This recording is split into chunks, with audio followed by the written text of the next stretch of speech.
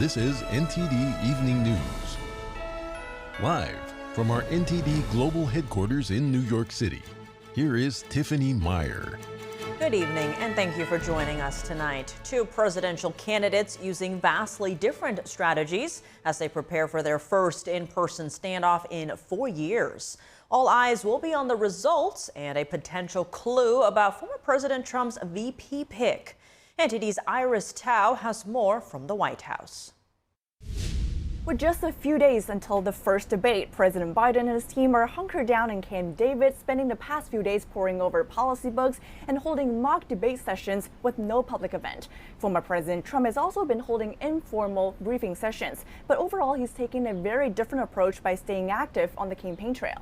Over the weekend, he met with Christian voters in D.C. Christians cannot afford to sit on the sidelines. And courted voters in the key battleground state of Pennsylvania. Murders in Philadelphia reached their highest level in 6 decades. And on Monday, he's in New Orleans for a fundraiser with GOP allies. When asked about his strategy, Trump said, "There's no strategy. We're going to turn it around fast." Meanwhile, Biden's campaign says the sitting president will focus on 3 issues on Thursday: democracy, abortion, and Trump's economic plans. On Monday, the Biden campaign released a new ad highlighting abortion and Trump's recent conviction. Trump thinks he should not be held accountable for his own criminal actions, but he will let women and doctors be punished. And this week, Biden's campaign is hosting over 300 debate watch parties on debate night alone and over 1,600 additional events across battleground states.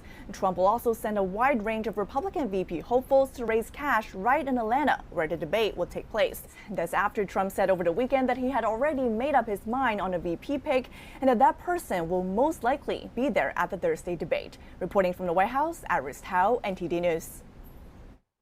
This Thursday, join Steve Lance and myself for analysis of the first presidential debate. Watch the first half of The Nation Decides at 8:30 p.m. Eastern on July 27th, and our second half after the debate at 11 p.m. Eastern. The Supreme Court is jumping into the fight over transgender issues. Today, the court agreed to hear an appeal from the Biden administration, which is seeking to block states from banning cross-sex procedures and drugs for minors. The case before the High Court involves a law in Tennessee that restricts puberty blockers and hormone therapy for minors. A federal appeals court allowed the law to take effect after lower courts had blocked it. Lawmakers supporting the restrictions have said the drugs are experimental and potentially harmful. Those challenging the law argue that the ban violates the 14th Amendment's guarantees of equal protection and due process. Last week, South Carolina became the 25th state to adopt a law restricting or banning transgender medical procedures for minors. Oral arguments will take place in the fall. And in more Supreme Court news, the High Court rejected 2 COVID vaccine-related appeals from Children's Health Defense today. Children's Health Defense was founded by independent presidential candidate Robert F. Kennedy Jr., who's been critical of the COVID vaccine's testing and rollout. One appeal challenged the FDA's emergency authorization of the vaccine. The group argued that COVID vaccines were ineffective and lacked proper vetting.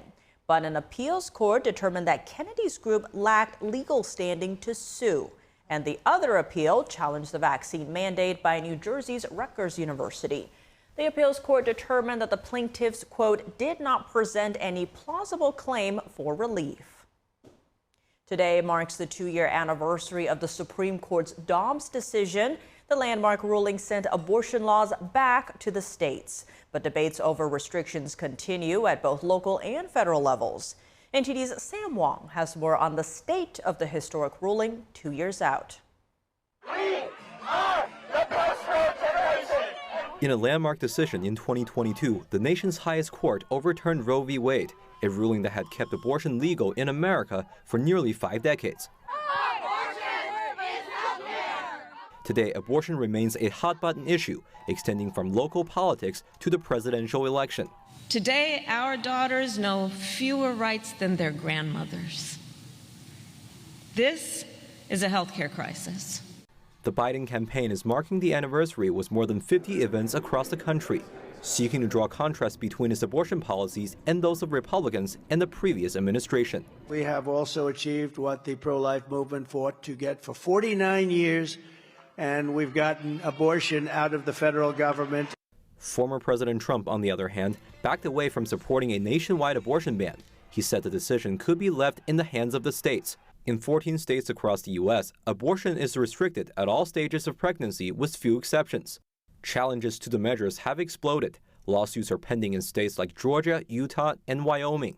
But state courts have upheld the restrictions in Florida, Idaho, and Texas. Meanwhile, a debate on abortion pills is also taking place across the country. The Supreme Court last week unanimously rejected an appeal that would limit access to mifepristone, a drug that is often used to end pregnancies in early stages.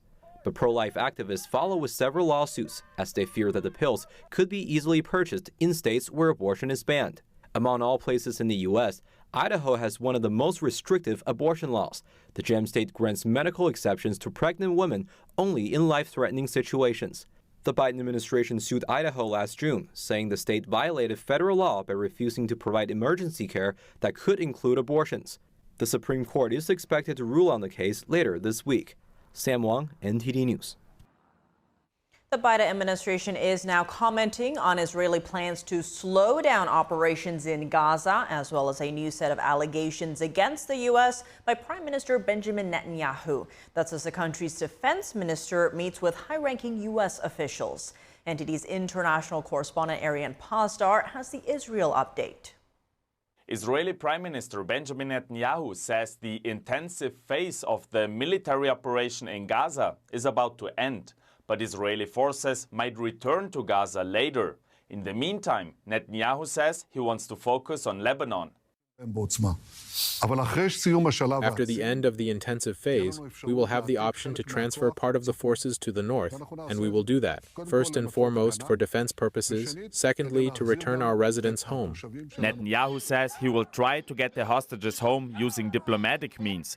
If that doesn't work, he'll use different methods. The U.S. State Department commented on Monday, saying the U.S. is focused on what happens in Gaza after military operations end. For there to be an enduring defeat of Hamas, there needs to be a plan for what replaces them, and what replaces them needs to be Palestinian-led governance. Some people in Lebanon are concerned about a wider conflict as Israel plans to move troops from Gaza to the Lebanese border. It seems that the situation is becoming more serious. There is an escalation in threats, in strikes, and military operations. Of course, the fears are on the rise. Netanyahu, meanwhile, doubling down on claims that weapon supplies by the U.S. are being delayed, now saying they've been slow for 4 months. For weeks, we asked our American friends to speed up the shipments. We did it time and time again. Plus, and I want to emphasize, we did it behind closed doors. All kinds of explanations, but we didn't get one thing. This comes after Netanyahu said this last week. The administration has been withholding weapons and ammunition to Israel. The Biden administration responded on Monday. I don't understand what that comment meant at all, in the same way that I didn't understand the comments that we discussed last week when we heard them make similar claims. He says the U.S. is moving ahead with all shipments according to existing agreements, besides one specific patch of heavy bombs. And lastly, the Israeli defense minister is in Washington on Monday. There is nothing more important for the future of the State of Israel, apart from the IDF, than the relationship with the U.S. He's meeting with the head of the CIA and Secretary of State Antony Blinken to discuss freeing the hostages and more. Arian Pazdar, NTD News. 20 confirmed dead today after a series of attacks on churches and synagogues in Russia. Gunmen launched coordinated attacks in two of the country's most important cities. Attackers with automatic weapons burst into an Orthodox church and a synagogue in the ancient city of Derbent on Sunday evening. They set fire to an icon at the church and killed 66-year-old Orthodox priest Nikolai Kotelnikov. In the Caspian city of Makhachkala, around 75 miles north, attackers shot at a traffic police post and attacked a church. Gun battles erupted around the Assumption Cathedral in Makhachkala, with heavy automatic gunfire ringing out late into the night. At least 5 of the attackers were killed, and Russia's investigative committee said the majority of those dead were policemen. Dagestan is made up of a patchwork of ethnic groups, languages and regions that live in the shadow of the Caucasus Mountains between the Caspian Sea and the Black Sea. President Vladimir Putin, who has long accused the West of trying to stoke separatism in the area, expressed condolences to those who lost relatives via his spokesman, Dmitry Peskov. The attack on Christian and Jewish places of worship has stoked fears Russia may be facing a renewed militant Islamist threat just 3 months after a deadly attack in Moscow. 145 people were killed at the Crocus concert hall in March. Islamic State claims responsibility for that attack. The Kremlin today directly blaming the United States for a deadly attack in Crimea. At least 4 people are dead and over 150 injured. Ukraine hit the region with long-range missiles. At least 2 children were killed in yesterday's attack. Russia says the U.S. supplied the weapons while American specialists aimed them. Officially, Washington still does not allow Ukraine to use long-range missiles to hit targets in Russia. Neither Ukraine nor the United States has commented on the attack. Russia summoned U.S. Ambassador Lynn Tracy to the Foreign Ministry. The ministry accused the U.S. of bearing equal responsibility with the Ukrainian authorities and that, quote, allowing strikes deep inside the Russian territory will not be left unanswered. Russian President Vladimir Putin said last week that Russia might supply weapons to North Korea in response to the West arming Ukraine. Authoritarian regimes like China, North Korea, and Iran have some of the worst human trafficking records in the world. That's according to Washington's newly released report on human trafficking. NTD's Washington correspondent Jack Bradley has more from the State Department. The 2024 Trafficking in Persons report highlights instances of human trafficking in 188 countries. It includes sex trafficking, forced labor, as well as the forcible removal of organs. A shared belief in the fundamental rights and freedoms of all people. Trafficking violates that shared belief. It also undermines the rule of law. It weakens border security. It limits people's economic opportunity. 13 countries exhibited a policy or pattern of trafficking. Belarus rejoined this list, and Sudan was newly added to the list, while several other governments, including Cuba, the PRC, and Russia, remained on the list from previous years. The countries placed in the lowest Tier 3 were identified as having significant human trafficking and not working enough to fix it, or even having their officials complicit in these crimes. These countries are subject to sanctions. Those included the authoritarian regimes in China, Cuba, Iran, North Korea, among others. Those countries and a few others were said to have a policy or pattern of human trafficking that was state-sanctioned. Perhaps one of the most disturbing aspects that the report notes are the reports of the Chinese regime's forced live organ harvesting of prisoners of conscience like Falun Gong practitioners, Uyghurs, and others. China also uses human trafficking in its Belt and Road Initiative, which builds infrastructure projects in third world countries to gain military and economic dominance in those countries. We are also concerned about the treatment of PRC nationals in the Belt and Road initiatives. That specific program has been, you will see that it's brought up in 16 of our country narratives. We are suggesting that any countries participating in the BRI initiatives really engage in increased oversight and screening. The report also points to the growing role of technology used to facilitate human trafficking. Perpetrators use social media and other online platforms to recruit victims. But technology such as this has been used by law enforcement to locate perpetrators of human trafficking. Reporting from Washington, D.C., Jack Bradley, NTD News. And an update on the situation at the southern border. U.S. Customs and Border Protection has reported a 25% drop in illegal immigrant apprehensions between ports of entry. This decline occurred over the past 2 weeks after the Biden administration's cap on asylum claims.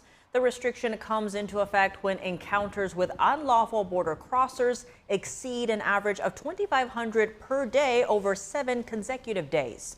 When announcing the new order, President Biden said the ban will remain in place until illegal entry numbers drop to a manageable level. Programs and hundreds of millions of dollars invested into the New York City public education system. That's what Mayor Eric Adams is promising, despite critics saying he's doing the opposite. NTD's Fiona G has the details. We had a system that failed children.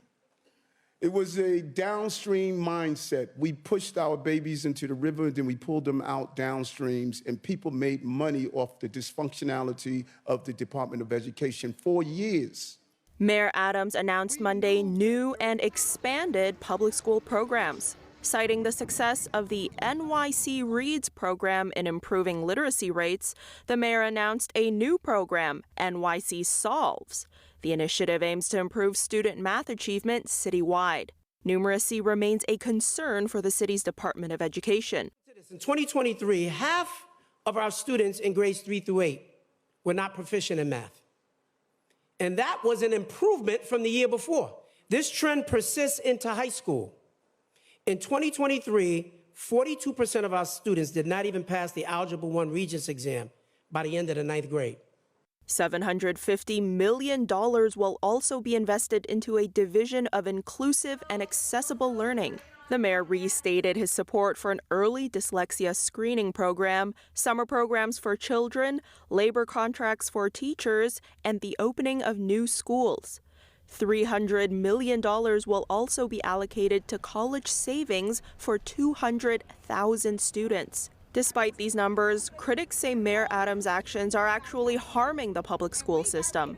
The mayor's new proposed city budget plan includes hundreds of millions of dollars in cuts to public libraries, early education, and childcare. The plan has prompted rallies on the steps of City Hall and public outcries. The debate continues over how exactly New York City should be supporting its education system. Fiona G., NTD News. Violent clashes erupted yesterday outside a Los Angeles synagogue between pro-Palestine and pro-Israel demonstrators. Police say they arrested one person for carrying a prohibited spiked flag. Police say it all started when pro-Palestine activists gathered outside a synagogue on West Pico Boulevard at around 11 a.m. on Sunday. They were soon met by counter-demonstrators with Israeli flags. Authorities say people from the two groups were shoving and punching each other. Video circulating on social media captured some armed with sticks and sign handles, while police in riot gear stood nearby. No injuries were reported.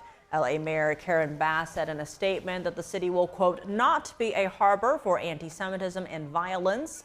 Those responsible for either will be found and held accountable. Earlier, we spoke with retired U.S. Navy Captain Brent Sadler on the latest developments in the Israel-Hamas war. Sadler is also a research fellow for naval warfare at the Heritage Foundation. Brent Sadler, thank you so much for joining us. Great to have you back on the show. Thank you for having me on. Now, Israel's Prime Minister Benjamin Netanyahu said over the weekend that the, quote, intense phase of the war with Hamas is about to end. What can we expect next? Well, the first thing is that this has been long anticipated. If you recall, several months ago, a lot of the reserve units that Israel called up to go into Gaza had actually been deactivated. And the anticipation was, and what we're seeing now is for preparation of a potential attack against Hezbollah, who has been attacking Israel relentlessly since October 8th, the day after the attacks by Hamas. To your point, this does come as fighting intensifies actually with the north, with Iran-backed Hezbollah. How likely are we to see that military focus shift north? Oh, I think the odds are very high. There's been nothing to indicate that either Hezbollah or the Israeli IDF are in any type of trajectory or off-ramp for a conflict, a confrontation. Hezbollah has continued its attacks, and Israel has continued to make preparations along its southern border. And so when things actually when the trigger is actually pulled, it's going to be very different than in the past. Hezbollah has thousands of long-range missiles. Israel, of course, has defenses. I think in the early opening salvos, you could see no square inch of either Lebanon nor Israel free from a direct attack. But I think the balance is going to be in Israel's favor, and Hezbollah is not widely regarded and respected with the majority, a slim majority of those in Lebanon. Now, as for Gaza, Israel's Defense Minister Yoav Gallant spoke of a transition to a new phase of the war in Gaza with U.S. envoy Amos Hochstein. Now, what can we expect in terms of the U.S. involvement here, whether diplomatically or in terms of humanitarian aid like we saw with the pier? Well, from the first day, the Biden administration has been egging on the Israelis to have a plan for what comes after conflict, perhaps even prematurely ending hostilities.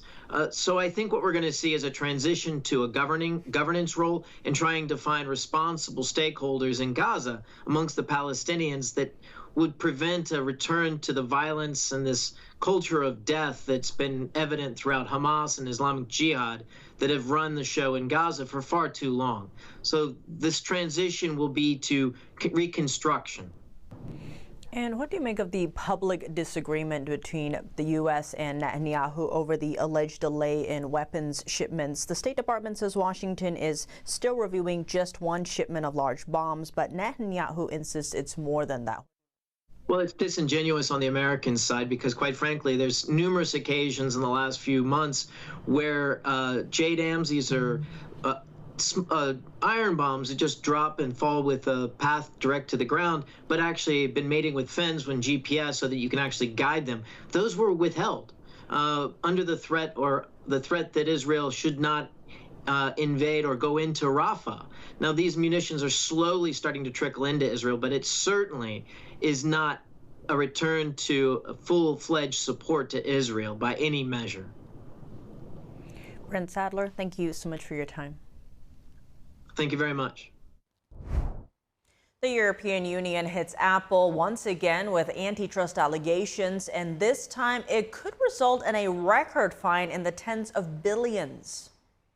The European Union is launching new antitrust accusations at Apple. The EU says the company is limiting how much developers can tell users about content outside the App Store, violating its new Digital Markets Act. Developers should be able to steer consumers to alternative offers, cheaper options outside of the App Store. Apple faces a fine of up to 10% of its global revenue. This could go up to 20% for repeat infringements. They will eventually come to some kind of deal because, of course, we know that Apple's revenues have been declining year on year.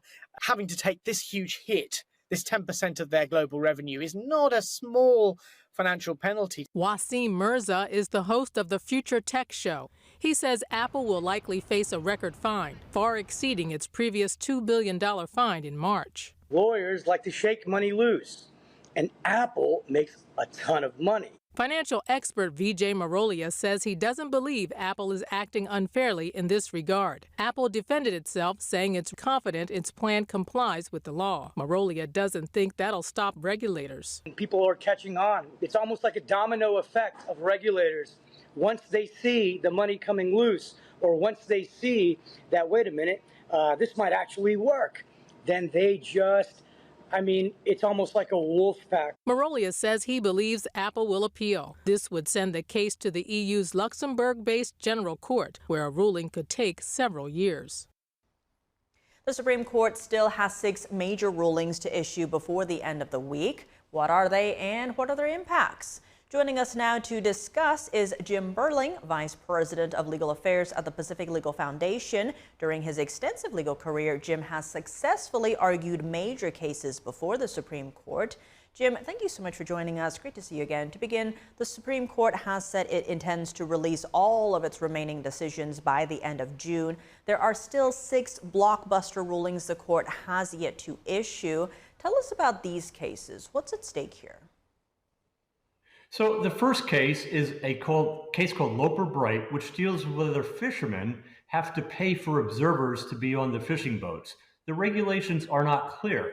And the way that the statute has been read by most people for a long time is that the fishermen do not have to pay. But the federal government has now said that the fishermen have to pay, and these could eat tremendously into their profits. And the question is, how much should you defer to an agency's determination of what the law is? And this so-called Chevron doctrine, which deals with the deference given to agencies, is really, really big. And it could have a major impact on administrative law going forward. The second case before the court is a Trump immunity case, whether former President Trump is immune from prosecution for his official acts that occurred while he was in office. And this all, of course, revolves around what happened on January 6th. I mean, one of the questions is, was that an official act, his actions, or not? But bottom line is, President Trump has claimed vast immunity for all things that he would have done or did do when he was president. And the courts have showed a little bit of skepticism of that when it held oral argument. The third case deals with social media contacts. You may recall that the presidential administration under President Biden was really pressuring Facebook and Google and other media companies to limit their coverage on vaccines. And the question is, under our First Amendment, can the federal government put that kind of pressure on social media companies? Now we have another social media case, a pair of them actually, one out of Florida, one out of Texas, where those states have ruled that social media companies cannot restrict conservative or liberal content based on the ideology. And this was to get at social media companies' predilection or habits of restricting content by conservatives. The question is, does the First Amendment protect those social media companies from this kind of governmental pressure? It's a huge issue. The First Amendment was never written in a time when we had the internet. It was written at a time when we had newspapers and pamphlets and books. And how does the First Amendment apply to social media companies? It's a huge question that the Supreme Court will be getting at. Another question deals with abortion out of South Dakota. Now, we thought that the Supreme Court took care of the issue with Dobbs, and in Dobbs' decision, the court said that the states get to decide. But now the Biden administration is saying that we have regulations that say when anybody goes into a medical facility in South Dakota or anywhere and they need emergency treatment, they have to be given an abortion. And South Dakota says, no, we will only give an abortion when the life of the mother is at stake, but not in other so-called emergency situations. So we will see how that one plays out as well. We also have a January 6th obstruction of justice case where the federal government is using the Sarbanes-Oxley Act, which deals with the destruction of records, and arguing that the January 6th rioters and President Trump, by trying to interfere with the counting of the votes of the Electoral College, were violating this rule that was put in place in response to another scandal many years ago. But that was dealing with records being destroyed by Enron and the fraud that was going on there. And it's hard to see, it's quite a stretch to apply that to the January 6th rioters as well. And so those are really 6 big decisions that we're waiting to see what the court's going to do with. And Jim, out of those, arguably the most anticipated ruling is former President Trump's presidential immunity case. How do you anticipate the high court going about this case? I think that the court is, if you listen to the oral arguments, the court was very deeply divided. I don't think that the court is going to find that there is broad immunity for anything a president or a former president does. But they're also very cognizant of the fact that a president in office has to be given some freedom to act without being worried about being prosecuted later on down the line. So I think the court is going to look very carefully at what was an official act as pursuant to his duties as president and what was more of an unofficial act, perhaps dealing with his campaigning and those kind of issues. So I think it's going to really depend on the facts of the case and how they determine what happened when President Trump was in the Oval Office on January 6th. And Jim, in your view, which case or cases of these 6 will be the most consequential for the country and why? I think that the cases dealing with deference to administrative agencies can be the most consequential because for so many years, now close to 3 or 4 decades, we've had this extreme deference given to governmental agencies when they interpret rules and regulations, well beyond, I think, what Congress intended, well beyond what the Constitution intended. So how the court is going to do that, because the court also doesn't want the lower courts to second guess everything an administrative agency does, but at the same time that the administrative agencies have to be reined in. The administrative state that we have is overarching, affects all aspects of all of our lives, and to have some sort of judicial oversight of what is going on in administrative agencies is absolutely key. Jim Burling, Vice President of Legal Affairs at Pacific Legal Foundation, thank you so much for joining us. My pleasure. The judge in former President Trump's classified documents case indicates that she's unlikely to put a gag order on Trump. This comes as she holds 2 hearings on the case. Today's hearings are about 2 requests. One is from Trump's team attempting to disqualify special counsel Jack Smith. They argue that Smith's appointment is illegitimate because he was funded unlawfully. This was the Trump team's second attempt to disqualify Smith from the case. The second hearing in the afternoon was about prosecutors' request for a gag order on Trump. They want to limit what Trump can say about agents involved in the raid on Mar-a-Lago in 2022. Prosecutors argue that Trump's words about the federal agents could put them at risk. Trump argues that a gag order would violate his First Amendment right to free speech. Democrats differing over Israel on full display in this week's primary race in New York. Incumbent Congressman Jamal Bowman's job is on the line as he faces a tough primary battle. NTD's Melina Weiskup has more. A race in New York's 16th congressional district spotlights the future of the Democratic Party, specifically with regards to Israel policy. Well-known progressive figures such as Congresswoman Alexandria Ocasio-Cortez and Senator Bernie Sanders campaigned with incumbent Jamal Bowman over the weekend in a last-ditch effort to help him hold on to his seat, showcasing that for them, the stakes are high in this New York primary. The heated rally in the South Bronx consisted mostly of calls for a ceasefire in Gaza, attracting tons of attention on social media, even drawing ire from Congressman Richie Torres, a pro-Israel Democrat who recently left the Progressive Caucus. Torres criticized Bowman, posting this clip of him using expletives as he addressed the crowd. I'm not supposed to fight back. I'm not supposed to fight back. We're going to show them. Torres, who's also from New York, wrote of the rally, quote, "The level of profanity here is so shocking as to be unbecoming of a member of Congress." Bowman's challenger, George Latimer, has embraced a pro-Israel campaign to try to elevate himself above Bowman. This approach attracting a record-breaking $20 million, most of it from a PAC associated with the American Israel Public Affairs Committee.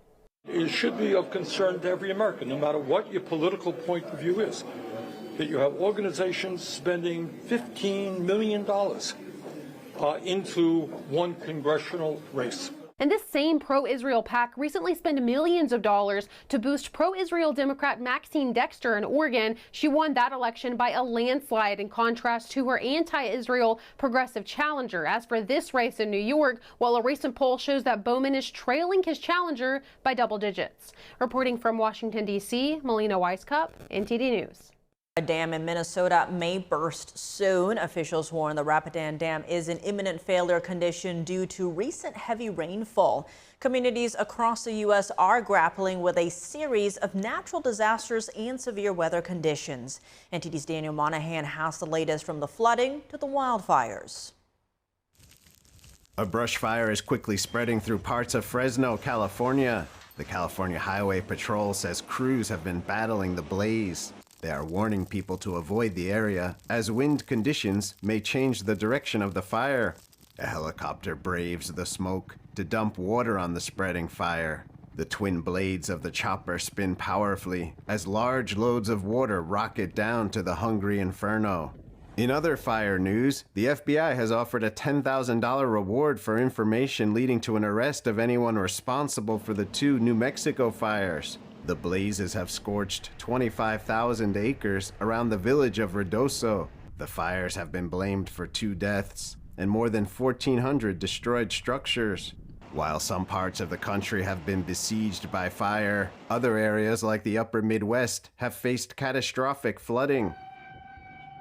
The city of Rock Valley, Iowa, blared its tornado siren Saturday to warn residents to escape to safety. Potentially deadly floodwaters were on the way. Drone footage shows severe flooding in the streets of the city after it was hit by heavy rainfall. Houses are inundated with water. For some homes, only rooftops can be seen peeking out of the high floodwaters.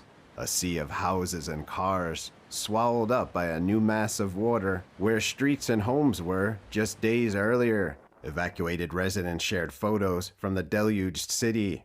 In response, Iowa issued a disaster proclamation. Governor Kim Reynolds described the devastation as severe and widespread. In almost every community impacted, the rivers crested several feet above record levels from the floods of 1993. In fact, we had 16 flood gauges that recorded historic levels. Reynolds says at least 1,900 properties have been affected, hundreds have been destroyed. Businesses are shuttered, main streets have been impacted, hospitals, nursing homes, and other care facilities were evacuated. A flood advisory is also in place in southern Minnesota and southeastern South Dakota. Also in the Midwest, a dramatic storm cloud can be seen here, moving over Madison, Wisconsin. The dark sky paints an ominous picture as a fierce and bright bolt of lightning flashes down from the heavens. Elsewhere, tornado watches were issued on Sunday for much of New England, while extreme heat has affected a wide swath of the country. Washington, D.C. hit 100 degrees on Saturday for the first time in 8 years. More than 100 million people were under heat warnings on Sunday, with temperatures in the 90s in states like Idaho, Montana, and Wyoming, significantly above normal for this time of year. The extreme heat is expected to shift to Nebraska and Kansas today. The National Weather Service warns that significant heat wave conditions will continue in many areas this week. Globally, extreme heat is suspected of causing hundreds of deaths across Asia and Europe, affecting cities on 4 continents. Daniel Monahan, NTD News. And now for your sports news, we're joined by NTD's Dave Martin. Dave, a lot going right now, especially in hockey, but let's start in soccer as France's Kylian Mbappe missed Friday's game with a broken nose. What is the latest on his return? He's hoping to play tomorrow. I mean, that's according to his head coach. Doesn't sound like a guarantee, of course. It sounds like part of the issue is just getting used to wearing that protective mask. You know, you pretty much have to wear it to prevent re-injury. But the mask, it gives you a little bit of tunnel vision. That takes a while really to adjust to. Now, France won the opener with him in the starting lineup against Austria, where he got injured, but then drew a scoreless draw against the Netherlands without him. Should they beat Poland tomorrow, which has lost both of their Euro 2024 matches, they would be guaranteed to reach the knockout stage, and that's going to start on this Saturday. Now in the Copa America, the U.S. won their opener yesterday 2-0. What's been the reaction to this? You know, it's pretty even. The U.S. played well, did what they were supposed to do against a lower-ranked opponent, won 2-0. You know, their star Christian Pulisic scored just 3 minutes into the game, and then he added an assist later on in the first half. Pretty much after halftime, though, Bolivia had really never even seriously threatened the United States. But Bolivia, like I said, they're one of the lowest-ranked teams in this event. It would have been quite a red flag had they actually lost this game. So you could say the Americans kind of did what they were supposed to do. Now, up next for the Americans, there's a Thursday match against Panama, where the U.S. will also be favored to win. Should they do that, that would clinch them a spot in the knockout rounds, and that's going to start on July 4. Moving to NHL playoff news tonight, we have the last game of the season, Game 7 of the Stanley Cup Final between Edmonton and Florida. What are you expecting in tonight's game? You know, I think the Oilers are going to complete the comeback. Now, I predicted before the series they would win in 7. I never thought it would be this way, where they lose the first 3 and then win out after that. But they're playing really well. I mean, their Friday night win, they did that without any scoring from Connor McDavid, who's been on fire this postseason. He's got 34 assists. That's already a postseason record. His 42 points are the most in any fourth most, in any postseason. That said, winning Game 7 on the road won't be easy. Those are always the most thrilling games. I would expect the Florida crowd to be into it. I mean, this has been a really thrilling series. I think McDavid is going to come up big in the game tonight. Oilers take the Stanley Cup. And what is the magnitude of what Edmonton is trying to do here in all of sports history? Where would this possible comeback rank? You know, we talked about in the NHL playoffs, this has happened 4 times, but only once in the finals, but that was back 80 years ago in 1942. So in modern NHL history, this would be the biggest comeback ever. In all the sports, I mean, it's really tough to even compare. I mean, baseball goes back 100 years. This has only happened once in baseball, but never at the World Series stage. The Red Sox did in 2004 in the ALCS over the Yankees in what was a very famous series. So not quite on the World Series stage, but you could argue this was actually bigger given the stakes, and then they won an anticlimactic World Series over the Cardinals. In the NBA, never been done at any stage. But in the 2016 NBA Finals, Cleveland with LeBron James, they were actually down 3-1 to Golden State. They came all the way back to win that series. That was at least quite a comeback, although they were assisted by Draymond Green's suspension there. So it's really up there with the best of them, I would say. If Edmonton wins tonight, it's one of the greatest ever. If Florida wins, that'll be the first title in franchise history. A lot to look for here. Dave Martin, as always, thanks for joining us. Well, thank you, Tiff. And that's all for today's news. For round-the-clock coverage, visit us at ntd.com or download our NTD app. Thanks for tuning in. I'm Tiffany Meyer. Good night.